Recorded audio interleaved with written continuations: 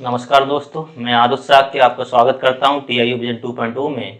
और वीडियो को कंटिन्यू करते हुए पार्ट थर्ड है ये, और इसमें हम पढ़ेंगे सब्स्टिट्यूशन न्यूक्लियोफिलिक रिएक्शन। ठीक है, सब्स्टिट्यूशन रिएक्शन पढ़ेंगे, उसमें न्यूक्लियोफिलिक टॉपिक आएगा। उसके बाद में हम एलिमिनेशन रिएक्शन पढ़ेंगे और रिएक्शन विद मेटल धातु के साथ क्रियाएं पढ़ेंगे। तो सबसे पहले हम शुरुआत करेंगे सब्स्टिट्यूशन रिएक्शन से। सब्स्टिट्यूशन रिएक्शंस होती क्या है? अच्छा, सब्स्टिट्यूशन मतलब क्या होता है? आप जानते हो प्रतिस्थापन। मतलब जैसे क्रिकेट टीम में क्या होता है, एक खिलाड़ी अगर चोट लग जाती है तो दूसरा खिलाड़ी उसकी जगह आ जाता है। वैसे मतलब एक की जगह पर कोई दूसरे को आ जाना, इसी को हम सब्स्टिट्यूशन कहते हैं। मतलब वो उसकी जगह सब्स्टिट्यूट हो गया। ठीक है, यहाँ पे हम हेलो एल्किन पढ़ रहे हैं, तो हेलो एल्किन में से कोई न्यूक्लियोफाइल आएगा और वो उसको सब्स्टिट्यूट कर देगा। कुछ इस तरीके से क्रिया होगी यहाँ पे। मान लीजिए कोई भी ये बॉन्ड है, एल्किलाइड है, ये एल्किल हो गया, ये हैलाइड हो गया। ये कार्बन जिसपे डेल प्लस आएगा और ये हैलोजन डेल माइनस। यहाँ क्या होगा, अगर कोई न्यूक्लियोफाइल आके अटैक करता है, कहाँ करेगा? हमेशा कहाँ करेगा? इलेक्ट्रोपॉजिटिव पे, मतलब कार्बन पे, जो धनात्मक होगा, क्योंकि इसके पास इलेक्ट्रॉन माइनस लगा हुआ है, इलेक्ट्रॉन ज्यादा और यहाँ पे इलेक्ट्रॉन की कमी है, तो यहाँ पे आके अटैक करेगा।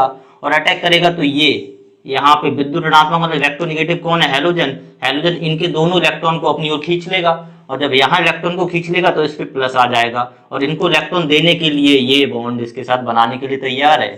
तो ऐसे क्या होगा, हाइड्रोजन बाहर हो जाएगा और OH कार्बन के साथ जुड़ जाएगा, मतलब COH। हम यहाँ 3 हाइड्रोजन चाहे लगा सकते हैं, प्लस X माइनस। मतलब हुआ क्या, OH X की जगह पे आ गया, मतलब OH ने X को सब्स्टिट्यूट कर दिया। तो इसी को हम सब्स्टिट्यूशन या प्रतिस्थापन अपक्रिया बोलते हैं। यही न्यूक्लियोफिलिक कहलाएगी, क्योंकि न्यूक्लियोफाइल अटैक कर रहा है, कहाँ कर रहा है? sp3 कार्बन पे। ये कार्बन कैसा है? sp3 हाइब्रिड है। और कहाँ पे कर रहा है? इलेक्ट्रोपॉजिटिव स्पीसीज पे। तो इसी को आगे, अब बात रही न्यूक्लियोफाइल। न्यूक्लियोफाइल आप कैसे पहचानोगे कौन से होते हैं? तो न्यूक्लियोफाइल के लिए मैं अपना कॉन्सेप्ट बताता हूं कि जिन पे माइनस लगा हो, या जिन पे एकाकी जोड़ा इलेक्ट्रॉन, मतलब कि पेयर्ड इलेक्ट्रॉन हो, उनको न्यूक्लियोफाइल बोलेंगे। माइनस जैसे OH माइनस, H2O, यहाँ पे दो जोड़े क्या है? एकाकी इलेक्ट्रॉन, लोन पेयर्स इनको बोलते हैं। तो यहाँ भी ये इलेक्ट्रॉन फ्री हैं डोनेट होने के लिए। न्यूक्लियोफाइल मतलब क्या होता है? इलेक्ट्रॉन को हेड करते हैं, मतलब इलेक्ट्रॉन को दान करते हैं। ऐसे ले सकते Cl माइनस, F माइनस। और भी कई सारे न्यूक्लियोफाइल होते हैं। अमोनिया भी एक न्यूक्लियोफाइल का काम करता है। क्यों? क्योंकि इस पे एक लोन पेयर होता है। और दूसरा न्यूक्लियोफाइल क्या होता है? इनके ऑक्टेट कंप्लीट होते हैं। ठीक है ना, न्यूक्लियोफाइल के क्या होते हैं? ऑक्टेट कंप्लीट होते हैं। कैसे होते हैं? जैसे OH माइनस, माइनस लगाया मतलब एक इलेक्ट्रॉन बढ़ गया, और ऑक्सीजन के भारी कक्ष में कितने होते हैं? 6 इलेक्ट्रॉन, और एक ये 7, और माइनस लगाया तो एक और बढ़ जाएगा, मतलब कि ये पूरे इलेक्ट्रॉन इसमें कितने हो गए? टोटल 8 हो गए, मतलब इनका ऑक्टेट कंप्लीट है। क्लोरीन के भारी कक्ष में कितने होते हैं? आउटर मोस्ट शेल में 7 होते हैं, एक माइनस लग गया, मतलब कि अब क्लोरीन के कितने हो गए? 8 इलेक्ट्रॉन हो गए, मतलब इनका भी ऑक्टेट कंप्लीट है। तो ऐसे भी हम देख सकते हैं जिनके ऑक्टेट कंप्लीट होते हैं वो न्यूक्लियोफाइल होते हैं। और न्यूक्लियोफाइल दूसरे कोई माइनस वाला स्पीसीज होगा उसको क्या करेंगे? सब्स्टिट्यूट कर देंगे। ठीक है, तो न्यूक्लियोफिलिक की रिएक्शन जो होती है वो दो होती हैं, SN1 और SN2। तो SN1 SN2 की बात करने से पहले बात करेंगे एम्बिडिएंट न्यूक्लियोफाइल की। उबदंती नाभिक रागी एम्बिडेंट न्यूक्लियोफाइल। ठीक है, इसको हम हिंदी में उबदंती नाभिक रागी बोलते हैं। एम्बिडेंट न्यूक्लियोफाइल क्या होते हैं? जिनके अंदर दो स्टीरियोजेनिक सेंटर हों। ठीक है ना, जिनके अंदर दो स्टीरियोजेनिक केंद्र हों या सेंटर हों, उनको हम उबदंती, जैसे NO2Cl। अच्छा, इनमें देखिए आप C ट्रिपल बॉन्ड N, इसको हम नाइट साइनाइड बोलेंगे। इसमें यहाँ पे क्या होगा? एक आके जोड़ा होगा, कोई चीज आके इस पे भी जुड़ सकती है और इस पे भी जुड़ सकती है। मतलब यहाँ पे दो ऐसे एटम हैं जिनके पास आके कोई भी आके अटैक कर सकता है या जुड़ सकता है। ठीक है, इसीलिए इसको हम एम्बिडिएंट न्यूक्लियोफाइल बोलते हैं। नाइट्रो में N डबल बॉन्ड O कुछ इस तरीके से बनेगा। यहाँ भी नाइट्रोजन भी है और ऑक्सीजन भी है, दोनों पर आके कोई भी चीज जुड़ सकती है, इसलिए ऐसे हम यौगिक को, कंपाउंड को उपदंती या एम्बिडिएंट न्यूक्लियोफाइल बोलेंगे। ठीक है, आगे हम देखेंगे सब्स्टिट्यूशन न्यूक्लियोफिलिक के कितने पार्ट होते हैं। मेनली तो दो ही होते हैं, जो आपको कई क्वेश्चन आएंगे इनसे, नीट IIT से या और भी कई एकेडमिक से क्वेश्चन आते हैं। तो सबसे पहले हम पढ़ेंगे SN2। फुल फॉर्म SN2 की क्या होती है? टू मतलब बाई मोलिकुलर, एस मतलब सब्स्टिट्यूशन, सब्स्टिट्यूशन को हिंदी में बोलते हैं प्रतिस्थापन, और एन फॉर न्यूक्लियोफाइल, न्यूक्लियोफाइल, ठीक है। बाई मॉलिक्यूलर न्यूक्लियोफिलिक या न्यूक्लियो सब्स्टिट्यूशन न्यूक्लियोफिल रिएक्शन बोल सकते हैं। बाई मॉलिक्यूलर मतलब क्या हो रहा है, यहां पे ये दो कंसंट्रेशन पर डिपेंड करेगा, ठीक है ना, डिपेंड ऑन बोथ कंसंट्रेशन। कौन सी कंसंट्रेशन, एक होगा एल्किल हैलाइड और दूसरा होगा यहां पे एल्कली मेटल, इन दोनों पर डिपेंड करेगा, इसीलिए बाई मॉलिक्यूलर बोल रहे हैं। और इसमें क्या होते हैं, अगला पॉइंट है, ये सेकंड ऑर्डर को फॉलो करता है, ठीक है। उसके बाद इसमें इन्वर्जन होता है, ठीक है, इनमें क्या होगा, इन्वर्जन की कन्फिग्रेशन होती है। इनकी जो रिएक्शन होती है उनका जो अरेंजमेंट होता है वो 1 डिग्री, 2 डिग्री और 3 डिग्री। इसमें जल्दी रिएक्शन कौन करेंगे बायोमोलिकुलर, 1 डिग्री सबसे जल्दी करेंगे, उसके बाद 2 डिग्री और 3 डिग्री कर भी सकते हैं और नहीं भी कर सकते हैं। ये रिएक्शन 1 स्टेप में होती है। इस रिएक्शन में एक इंटरमीडिएट बनता है, ठीक है, इंटरमीडिएट मतलब बीच में एक संकुल बनेगा, इंटरमीडिएट बनेगा, जो कि क्या होगा, अनस्टेबल, अस्थाई होगा। तो इतनी बातें हैं जानने के लिए, और भी कई चीज होती हैं इसमें, इतनी चीजें हम देखेंगे। तो आइए इसकी रिएक्शन मैकेनिज्म को हम देखते हैं कि बायोमोलिकुलर न्यूक्लियोफिलिक सब्स्टिट्यूशन रिएक्शन में होता क्या है। अच्छा, इसमें हमने 1 डिग्री की बात की है, 1 डिग्री मतलब प्राइमरी एल्किल हैलाइड। इसमें SN2 में क्या होता है, प्राइमरी एल्किल हैलाइड से प्राइमरी एल्कोहल बनते हैं। यहाँ पे प्राइमरी एल्कोहल बनाने के लिए हम OH- का इस्तेमाल एज ए न्यूक्लियोफिलिक करेंगे। तो हम बात करेंगे C, कोई भी हैलोजन हमने Cl ले लिया, H, H और H, ये 1 डिग्री हो गया एल्किल हैलाइड, शॉर्ट में RX बोल सकते हैं। जब इस पे कोई न्यूक्लियोफाइल आके अटैक करेगा, OH- न्यूक्लियोफाइल, अच्छा कब करेगा अटैक, इसमें होता क्या, जैसे मैंने आपको अभी बताया था, इंटरमीडिएट बनता है, वो भी कैसा होगा, अनस्टेबल, मतलब ये OH भी इसके साथ में बॉन्ड बना लेगा। कार्बन कितने बॉन्ड बना सकता है, 4 बना सकता है, लेकिन यहाँ पे ये 5 बनाएगा, मतलब 5 बना रहा है, मतलब कि एडजस्टमेंट हो रहा है, मतलब जबरदस्ती का बॉन्ड बन रहा है। और ऐसे बॉन्ड ज्यादा देर टिकते नहीं है, टूट जाते हैं। तो उन्हीं को हम ऐसे देखेंगे, कुछ इस तरीके से बन जाएंगे, Cl, Cl, H और OH-। इनको हम कह सकते हैं कि ये वाले जो बॉन्ड हैं ये बहुत ही अनस्टेबल है, अस्थाई है। और इनमें दोनों ही माइनस वाले हैं, ये भी डेल माइनस है, ये भी डेल माइनस है, ये डेल प्लस है। तो ये वाला OH जो है न्यूक्लियोफाइल है, और न्यूक्लियोफाइल ज्यादा स्ट्रॉन्ग होते हैं, तो ये इनके साथ बॉन्ड बना लेगा और क्लोरीन इसका इलेक्ट्रॉन लेकर एलिमिनेट हो जाएगा, बाहर हो जाएगा। यही है इंटरमीडिएट, इंटरमीडिएट, ठीक है, जो कैसा होगा, अनस्टेबल। इसको हम संकुल भी कॉम्प्लेक्स भी बोलते हैं। और आगे क्या बनेगा, COH और CH3 प्लस Cl माइनस। तो ये मैकेनिज्म है किसकी, SN2 की। होती तो एक ही पद में है, मतलब कि 1 स्टेप में होती है इसको, लेकिन बीच में इंटरमीडिएट बनता है, जिसको हम वैसे केवल एज्यूम कर सकते हैं, मान सकते हैं कि ऐसा बनता होगा, लेकिन ऐसा होता नहीं है कुछ भी, डायरेक्ट रिएक्शन ऐसे ही हो जाती है, इसीलिए इसको सिंगल स्टेप में कहते हैं। इनके हम क्वेश्चन भी करेंगे। इसके बाद देखिए, अब SN1 में क्या होता है, SN1 के हम टर्म को देखेंगे, SN1 को इसी में हम कर देंगे, ठीक है, SN2 की जगह SN1। SN1 की फुल फॉर्म क्या है, unimolecular substitution reaction, unimolecular substitution reaction. 1 मतलब एक पर डिपेंड करेगा, इसको यूनिमोलिकुलर सब्स्टिट्यूशन रिएक्शन। अच्छा, इसमें देखिए यूनिमोलिकुलर बोल रहा है, मतलब कि ये डिपेंड करेगा केवल एक ही रिएक्टेंट पर, और वो रिएक्टेंट क्या होगा, एल्किल हैलाइड, ठीक है। ऐसे क्वेश्चन बहुत आते हैं कंपटीशन में कि वो किस पर डिपेंड करता है, तो एल्किल हैलाइड पे ही करेगा, यहाँ एल्किली मेटल पे डिपेंड नहीं करेगा। उसके बाद में जो दूसरा पॉइंट है, ये रिएक्शन जो होती है वो 2 स्टेप्स में होती है, ठीक है, ये रिएक्शन जो होगी वो किस में होगी, 2 स्टेप में होगी। ठीक है, पहले स्टेप क्या होता है, वो स्लो होता है, धीमे होता है, और सेकंड वाला क्या होता है, फास्ट होता है। और पहले स्टेप में कार्बोकैटायन बनते हैं, कार्बन के ऊपर कैटायन मतलब प्लस लगा होगा, और इसमें क्या होता है, इनकी जो रिएक्शन की जो प्रायोरिटी होती है उसमें 3 डिग्री, 2 डिग्री, 1 डिग्री, 3 डिग्री सबसे ज्यादा रिएक्शन करते हैं, उसके बाद 2 डिग्री और 1 डिग्री सबसे धीमे रिएक्शन करते हैं।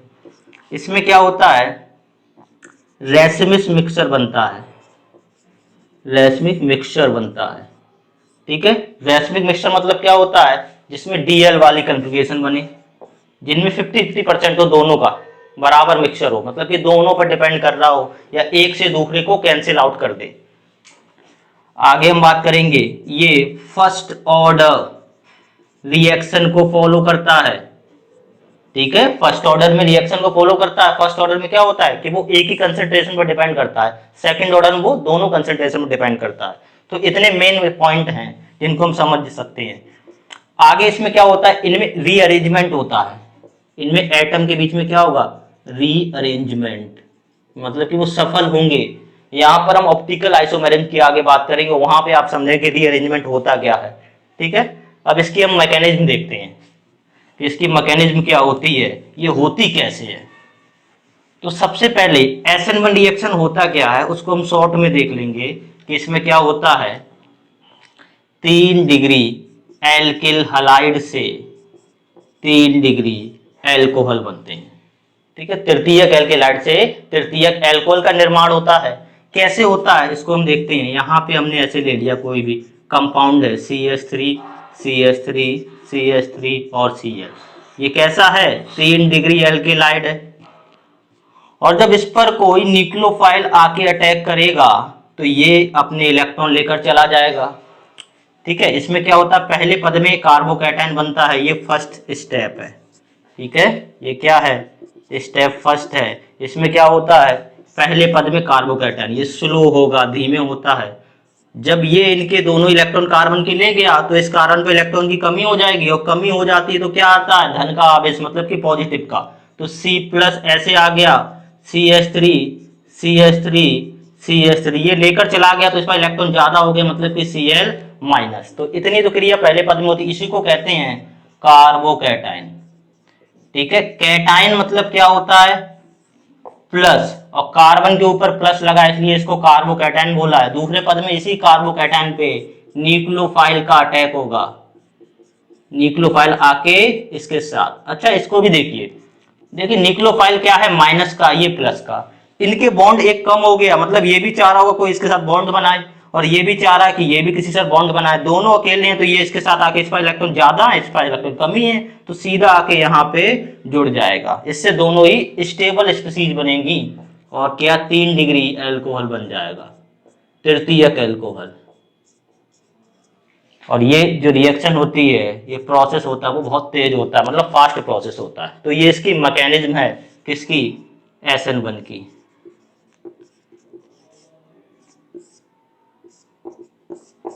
ठीक है, दोनों की अपने मैकेनिज्म पढ़ लिए हैं। आगे कुछ हम इनके क्वेश्चंस करेंगे कि SN1 के SN2 के क्वेश्चंस कैसे आते हैं और उनको किस तरीके से हम सॉल्व करेंगे, तो वही हम देखते हैं आगे। अच्छा, दोनों का क्रम आपको याद रखना है केवल, कि इनका क्रम क्या होता है, और ये बेसिक चीजें जो हैं वो डीप लेवल की नीट IIT में आती हैं, तो वो भी हमने बता दी हैं, उनकी जरूरत। लेकिन आप इंटर में हैं तो आपको केवल क्रम याद रखना है। क्रम के बारे में पूछा जाता है या क्वेश्चन आते हैं तो हम यहाँ क्रम लिख देते हैं।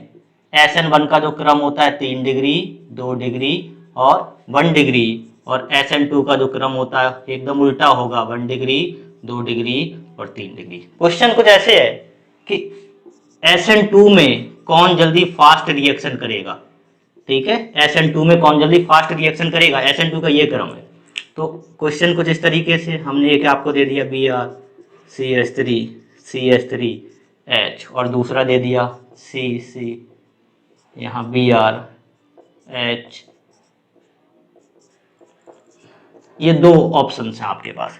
तो इनमें आपको करना क्या है, आपको उस हैलोजन को देखना है जहां पे कार्बन जुड़ा है, मतलब उस कार्बन को देखना जहां हैलोजन जुड़ा है। तो ये हैलोजन है और कार्बन कहाँ जुड़ा है, इस कार्बन पे जुड़ा है, इसकी डिग्री निकालनी है। डिग्री मैंने आपको फर्स्ट लेक्चर में बताई थी, वैसे डिग्री कैसे निकालेंगे, कितने कार्बन से घिरा है। तो ये देखिए अपने अलावा एक इस कार्बन से गिरा है और एक इस कार्बन से गिरा है, मतलब ये कैसा है 2 डिग्री अल्केलाइड, ठीक है ना। और अब इस वाले को देखिए, इसमें ये हाइड्रोजन कहाँ जुड़ा है, इस कार्बन पे, तो ये कार्बन अपने अलावा किस कार्बन से गिरा है, इसके देख बॉन्ड देखिए 1 2 3 4 बॉन्ड है, एक बॉन्ड से Br, दूसरे बॉन्ड से हाइड्रोजन, तीसरे बॉन्ड से हाइड्रोजन, चौथे बॉन्ड से ये वाला कार्बन है। हमें इससे कोई मतलब नहीं, जो इसके बॉन्ड से जुड़ा है उसी कार्बन को देखना है। और कितने कार्बन जुड़े हैं, एक, तो ये कैसा है, ये कार्बन कैसा है 1 डिग्री। और SN2 में कौन जल्दी करता है, 1 डिग्री या 2 डिग्री, 1 डिग्री, मतलब कि ये वाला जल्दी रिएक्शन करेगा किसमें, SN2 में। अगर SN1 निकालना होता तो आंसर क्या होता, ये होता। SN1 में कौन जल्दी करेगा, ये वाला। तो ऐसे हम क्वेश्चन को करेंगे। ऐसे ही हम और भी क्वेश्चन लेंगे, NCERT में भी जो एक्सरसाइज 10.1 है उसमें भी ऐसे क्वेश्चन दिए गए हैं, तो वो आप सॉल्व अप कर सकते हैं। एक क्वेश्चन ऐसे इसमें आता है जो कि बहुत कॉम्प्लिकेटेड होता है, जिसमें अच्छे से फंस जाते हैं। क्वेश्चन कुछ इस तरीके से है, फ्लोरीन क्लोरीन, बात रही दोनों ही 1 डिग्री है। अच्छा, इस कार्बन से ये फ्लोरीन जुड़ा है, ये भी 1 डिग्री RX है और ये भी 1 डिग्री RX है। अब क्या करें, दोनों सेम आ गए। अब आपको वो किताब वाला नियम नहीं लगाना है, अब आपको जो हम बताएंगे वो करना है। इसको देखिए, फ्लोरीन है क्लोरीन है, इसमें क्या होता है, जैसे जैसे परमाणु क्रमांक बढ़ता है वैसे ही वो 2 डिग्री में या SN2 में जल्दी रिएक्शन करता है। मतलब कि तो क्रम होगा RF, उसके बाद RCl, उसके बाद RBr, और सबसे ज्यादा जल्दी कौन करेगा, RI। ये वाला क्रम भी आपको याद रखना है, इसको भी नोट कर लीजिए, ठीक है। तो इन दोनों में SN2 में कौन जल्दी करेगा, RCl, ठीक है ना। SN2 में कौन जल्दी करेगा, RCl वाला, मतलब कि क्लोरीन बड़ा है ना फ्लोरीन से, इसलिए ये जल्दी रिएक्शन करेगा इसमें। एक और एग्जांपल इसमें हम देखते हैं SN1 का। अच्छा, हम एन आइसो न्यू वाली संरचनाएं लेते हैं। मान लीजिए अब हम SN1 में देखना है कौन जल्दी करेगा, ठीक है ना। SN1 में कौन रिएक्शन फास्ट करेगा, जल्दी करेगा, तो उसको हम देखते हैं। एक अपने ऑप्शन आपको दे दिया CH3 CH3 CH3 Br, और दूसरा हमने दे दिया आपको CH3 BrH और CH3, ये सेकंड है, ये फर्स्ट है। और तीसरा दे दिया CH3 CH2 और BrH और H, ये थर्ड है। अब आपको इंक्रीजिंग ऑर्डर में अरेंज करना है कि कौन SN1 में सबसे जल्दी करेगा। तो क्वेश्चन को कैसे करना है, आपको डिग्रियां निकाल लेनी है और कौन से कार्बन देखना है, किसकी डिग्रियां निकालनी है, हैलोजन की। एक ये हैलोजन है, ये यहाँ लगा है, ये यहाँ लगा है। इस हैलोजन जिस कार्बन से अटैच है ये इसी कार्बन से जुड़ा है, और इस कार्बन पे कितने कार्बन और हैं जुड़े हैं, जो देखिए एक ये कार्बन और इसके बॉन्ड से ये कार्बन, मतलब 3 कार्बन जुड़े हैं, सीधा बोल दो 3 डिग्री है। कैसा है, 3 डिग्री। यहाँ देखिए ये इस कार्बन से जुड़े, इस कार्बन से मतलब नहीं, जहां पे हाइड्रोजन जुड़ा उसी कार्बन को देखना। ये कार्बन देखिए कहाँ, एक यहाँ जुड़ा है, एक यहाँ जुड़ा है, मतलब कि 2 कार्बन से, तो ये कितना है 2 डिग्री है। इसको देखिए ये हाइड्रोजन, इसके 2 तो बॉन्ड इस हाइड्रोजन के साथ है और तीसरा इस ब्रोमीन के साथ और चौथा इसके साथ, मतलब ये अपने अलावा केवल इसी कार्बन से जुड़ा है। तो ये कैसा है 1 डिग्री। क्रम देखिए SN1 का क्या होता है, सबसे जल्दी कौन करते हैं 3 डिग्री, मतलब कि पहला वाला सबसे जल्दी रिएक्शन करेगा, उसके बाद दूसरा, उसके बाद तीसरा, मतलब कि ये हमारा आंसर होगा। अगर SN2 का निकालना होगा तो एकदम इसके अपोजिट हो जाएगा। तो ऐसे हम इनके क्वेश्चंस को आसानी से सॉल्व कर सकते हैं, ठीक है। तो अगला जो टॉपिक है SN1 SN2 के बाद में, उसको हम पढ़ेंगे और बहुत इंपॉर्टेंट टॉपिक है। उस टॉपिक का नाम है ऑप्टिकल आइसोमेरिज या ऑप्टिकल एक्टिविटी बोल सकते हैं। अच्छा, ऑप्टिकल मतलब क्या होता है, ऑप्टिक्स, ऑप्टिकल, ठीक है। ऑप्टिकल की बात करेंगे। ऑप्टिकल में सबसे इंपॉर्टेंट वर्ड आता है कायरल। कायरल कार्बन क्या होता है, कायरल कार्बन हम कह सकते हैं। पहले तो हम ऑप्टिकल की बात करेंगे। ऑप्टिकल में होता क्या है, इनमें sp3 वाले जो कंपाउंड होते हैं वही ऑप्टिकल आइसोमेरिज्म दर्शाते हैं, और ये ऑप्टिकली एक्टिव होते हैं। आपने सुना होगा प्रिज्म होता है, और प्रिज्म कुछ ऐसे होता है त्रिभुज या ट्रायंगल टाइप का, जिसको हम बोलते हैं निकोल्सन प्रिज्म, ठीक है, निकोल्सन प्रिज्म बोलेंगे। अच्छा, इसका काम क्या होता है, आपने देखा होगा इंद्रधनुष देखा होगा, उसमें क्या होता है लाइट पड़ती है तो 7 रंगों में फैल जाती है। वहां प्रिज्म का काम करता है पानी की बूंदें, मतलब वाटर ड्रॉपलेट्स होती है। बारिश में तो इंद्रधनुष आता है, कभी धूप में नहीं आ सकता, क्योंकि वहां पानी की बूंदें प्रिज्म का काम करती हैं और वो कई रंगों में फैल जाता है। ऐसा ही यहाँ पे होगा, हम कोई कंपाउंड लेंगे और उसको हम ऑप्टिकली एक्टिव निकोल्सन फ्रेम से गुजारेंगे, मतलब कि वहां से निकालेंगे, तो वो कैसे रोटेट करेगा, लेफ्ट में करेगा या क्लॉकवाइज करेगा या एंटी क्लॉकवाइज करेगा। तो मान लीजिए हमने कोई इस तरीके का कंपाउंड लिया जिसकी डायरेक्शन सी है, ठीक है, इस पे हमने लाइट डाली, ठीक है ना, इस पे हमने टॉर्च मारी या लाइट डाली, और फिर इसको हमने किस में देखा, किसके द्वारा देखा, एक प्रिज्म रख दिया, निकोल्सन प्रिज्म। कुछ लाइटें क्या होंगी इसमें से सीधी निकल जाएंगी और कुछ क्या होंगी डाइवर्ट हो जाएंगी, कुछ इधर चली जाएंगी, कुछ इधर चली जाएंगी, या इनमें घूर्णन होगा, ये रोटेट करेंगी। और रोटेट किधर करेंगी, उसके लिए यहां हम देखते हैं कि रोटेट करने के बाद अगर ये ऐसी हो गई तीनों लाइटें, तो अगर रोटेट ये राइट में करें, राइट मतलब क्लॉकवाइज, ठीक है ना, घड़ी के अनुसार, जैसी घड़ी चलती है ना, तो इसको हम B कैपिटल में लिख देते हैं, B प्लस या डेक्स्ट्रो रोटेटरी बोलेंगे, ठीक है ना, D प्लस या डेक्स्ट्रो रोटेटरी बोलेंगे।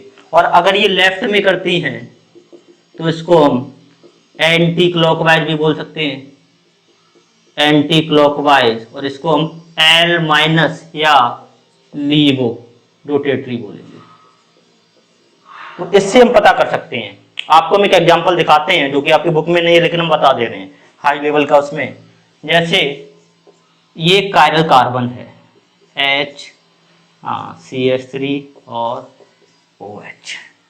अच्छा, इसको हम RS वाली आगे पढ़ेंगे, ये आपके इंटर का नहीं है टॉपिक, तो फिर भी हम बता देते हैं। अच्छा, इसमें क्या नंबरिंग देनी होती है 1 2 3, तो नंबरिंग देनी होती है प्रेफरेंस के कि 4 समूह लगे हैं। अभी कायरल कार्बन की बात करें तब ये समझेंगे कायरल कार्बन है या नहीं है। 4 समूह लगे हैं, इनको परमाणु क्रमांक पे देखिए, सबसे ज्यादा परमाणु क्रमांक किसका होता है, क्लोरीन का, तो नंबर 1 हमने इसको दे दिया, नंबर 1। उसके बाद कार्बन का, उसके बाद किसका होता है, ऑक्सीजन का, नंबर 2, नंबर 3, और हाइड्रोजन को देना है नंबर 4।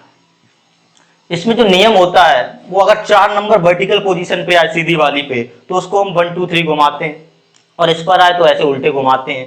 तो इनमें ऐसी रोटेशन करते हैं हम, या तो हम 4 को प्रेफरेंस नहीं देते, या तो हम 3 2 1 जाएंगे या हम 1 2 3 जाएंगे। तो यही रोटेशन होता है। अब ये रोटेशन देखिए कैसी हो रही है, एंटी क्लॉकवाइज, घड़ी के विपरीत में हो रही है। ये देखिए घड़ी के विपरीत, तो घड़ी ऐसी चलती है, तो मतलब वहां हम बोल सकते हैं क्या है, लीवो, ठीक है ना, कैसी है, लीवो। अगर सीधी चलेगी तो वहां बोल देंगे हम क्या है, डेक्स्ट्रो। तो ऐसे हम लीवो डेक्स्ट्रो आगे हम डिस्कस करेंगे, अभी इतना ही समझने को है, ठीक है। अगला टॉपिक है जिसकी हम बात करेंगे वो है chirality, chiral carbon.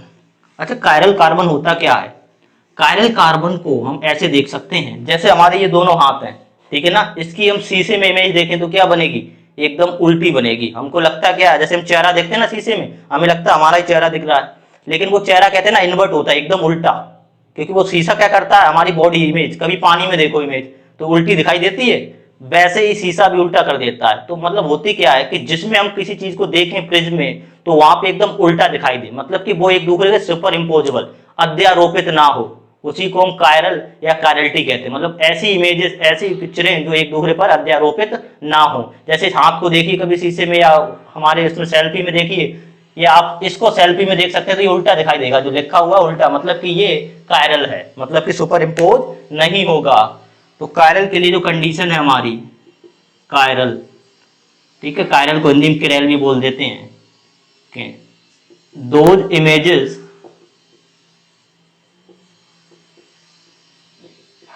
which are not super imposable on their mirror images, ठीक है। और इसी प्रोसेस को हम क्या बोल देते हैं, कायरलिटी, मतलब कायरलता। तो ऐसे हम कायरल, और जो सुपर इम्पोज हो जाती है उनको हम क्या बोलेंगे, अकायरल। जो सुपर इम्पोज हो जाती है उनको हम अकायरल बोलेंगे, ठीक है। तो ऐसे हम देखेंगे। अच्छा, सिंपल सी बात है, ये तो किताबी डेफिनेशन है, अपनी डेफिनेशन हम बताते हैं, सीधी सी बात। आप कैसे पहचानोगे कि वो कायरल है या नहीं है, हम आपको क्वेश्चन देते हैं, ये Br, H, H और CH3, अब इसको क्या हम शीशे में देखेंगे? इसके अनुसार नहीं। आपको कैसे पहचानना ये कायरल है कि नहीं है? सीधी बात, आप देखिए जो बीच में कार्बन लगा है, तो कार्बन के 4 समूह होते हैं, एक 2 3 4। अगर चारों समूह अलग अलग हैं तो कायरल है, और चारों समूह अलग अलग नहीं है तो कायरल नहीं है। अब आप देख सकते हैं इस कार्बन के एक क्या लगा, ये हैलोजन, मतलब ये अलग है। दूसरा क्या लगा, मैथिल। तीसरा हाइड्रोजन, लेकिन चौथा भी हाइड्रोजन लगा है, मतलब कि हाइड्रोजन 2 बार रिपीट हो गया, मतलब ये कायरल नहीं है। मतलब चारों समूह भिन्न भिन्न अलग होने चाहिए, तब वो कायरल होगा। तो हम कायरल को ऐसे ही बोल सकते हैं कि all 4 groups must be different, तब ये कायरल होगा, जब चारों समूह क्या होंगे, अलग होंगे। सिंपल वर्डों में आप इससे समझ सकते हैं कौन सा कायरल है और कौन सा अकायरल है। मतलब ये कैसा है, अकायरल का उदाहरण। आगे हम इसके क्वेश्चन आते हैं, 1 नंबर में आते हैं और पूछा जाता है, ऑब्जेक्टिव में भी आ जाते हैं, कायरल क्या होता है, इसके हम क्वेश्चन करेंगे कई सारे। और एनसीईआरटी में भी कई अच्छे क्वेश्चन दिए गए, नीट आईआईटी में भी आते हैं, सारे एक साथ सॉल्व कर लेंगे। तो इनको देखना है क्या, बिया। अच्छा, इसको बताइए कायरल है या अकायरल है? अच्छा, बॉन्ड एंड स्ट्रक्चर में क्या होगा, आप पीएससी वाले लेक्चर में पढ़ना कि यहाँ जहां जहां कोने दिखे वहां कार्बन होता है। तो यहाँ कोने हैं, यहाँ कार्बन है, और कार्बन की 4 बंद होने चाहिए, तो 1 बंद 2 बंद और 2 यहाँ क्या लगे होंगे, हाइड्रोजन। जहां भी बंदों की कमी दिखे ना वहां आप हाइड्रोजन लगा दो। ये ब्रोमीन लगा है और यहाँ पे समूह लगा है। तो कायरल कैसे पहचानना है, इस कार्बन को देखना है जहां पे हाइड्रोजन जुड़ा है, और इसका देखिए एक तो समूह ये हो गया, दूसरा समूह ये हो गया, तीसरा ये हो गया, और चौथा ये हो गया। एक Br है, एक एथिल है, एक हाइड्रोजन, हाइड्रोजन रिपीट हो गया ना, मतलब कि ये क्या है, कायरल नहीं है। मतलब ये किसका उदाहरण है, अकायरल का। अगला देखते हैं हम,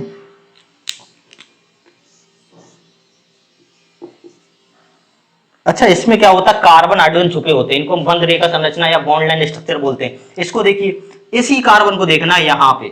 अच्छा, इस कार्बन का एक समूह यहाँ, इसको हम कार्बन एज्यूम कर लेंगे, ये मैथिल हो जाएगा, और पूरा एक समूह यहाँ, मतलब यहाँ देखो ये 2 डंडियां, मतलब कि 2 कार्बन 2 कोने हैं ना। तो ये देखिए एथिल हो गया, ये मैथिल हो गया, ये OH हो गया, और चौथा क्या लगा होगा, हाइड्रोजन। अब बताइए चारों समूह अलग हैं कि नहीं है? एक 2 कार्बन वाला, एक कार्बन वाला, एक हाइड्रोजन और एक OH, मतलब चारों अलग है, मतलब ये क्या है, कायरल है।